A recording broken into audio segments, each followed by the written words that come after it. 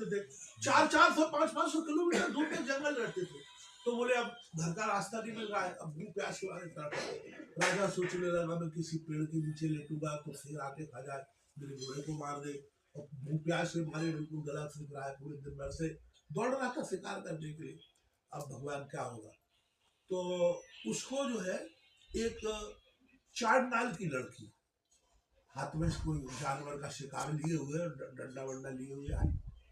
अब निकली उधर से, तो राजा ने कहा कि चलो ये निकली तो इसका कहीं ना कहीं कोई ठिया ठिकाना होगा, झोपड़ी वोपड़ी बना के रहती होगी। तो बोले मेरी सहायता करोगे, मैं भूखा प्यासा हूँ, राजा हूँ।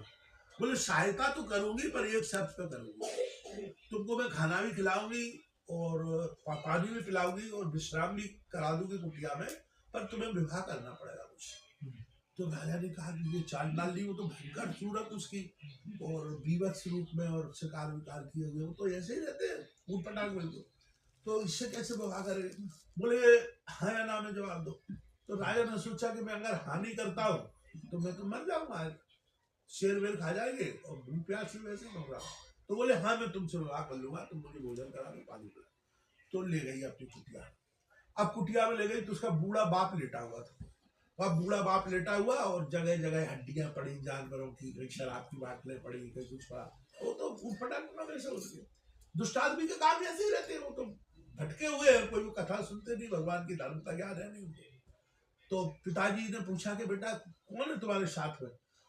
बोले पिताजी ये राजा है साथ में और मैं इनको लाई हूँ, तो इनको विश्राम देना है, भोजन देना है, और पर शर्त ये है कि ये मेरे से विवाह करेंगे। पिता बड़ा प्रसन्न हो गया, बोले राजा तुमसे विवाह करेगा, तुम तो महारानी बन जाओ। बोले बड़ा अच्छा बेटा, मेरा आशीर्वाद है। बड़ी खुश हो गई।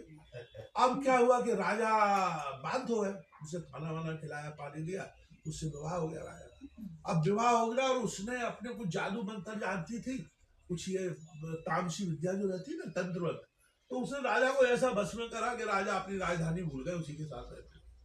अब उसके साथ रहने लगे, 5-7 बच्चे हो गए, पूरा परिवार बस गया, सब कुछ हो गया। राजा शिकार करके लाए, वो दोनों बाप बेटी खाए आराम से बैठे। अब एक दिन क्या हुआ कि अकाल पड़ा, हाँ एक वर्ष में पानी नहीं बरसा, तो वो पूरा वन सूख गया, जानवर भी मर गए या भाग गए वहां से। अब इसके 5-7 बच्चे अपने भूखे मारे तिलमिलाए और बड़ी विडंबना में फंस गए। तो राजा से वो बच्चे गए कि पिताजी भोजन लाओ। अब उनकी भाषा में बोलते होंगे, हम तो अपनी भाषा में बोल रहे हैं। भोजन लाओ। बोले भोजन कहाँ से लाए बेटा, ना तो खेती हो गई, ना फल है, ना शिकार है। बोले कुछ भी करो, हमको तो भोजन चाहिए। तो बोले भोजन तो मैं ला ही नहीं सकता, कैसे लाओ। बोले तुम